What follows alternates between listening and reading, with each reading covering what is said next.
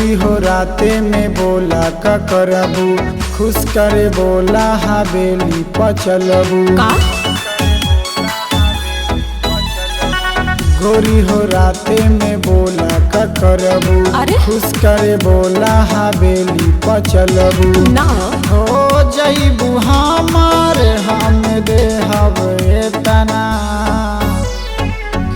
आने हाय फाय हम नचनिया ए बाबू लोड साहब के तना। आने हाय फाय हम नचनिया ए बाबू लोड साहब के तना। बुझला?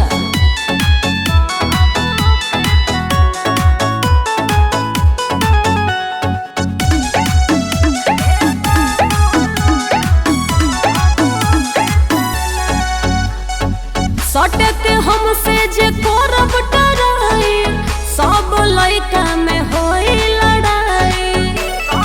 बुझली न? केहू ना बोली जे देखेली हमके, बोली त देह में पितरिया भराई। अरे होई तकलीफ ना करबे जेतना। आने हाय फाय हम नचनिया ए बाबू लोड साहब के तना। आने हाय फाय हम नचनिया ए बाबू लोड साहब के तना।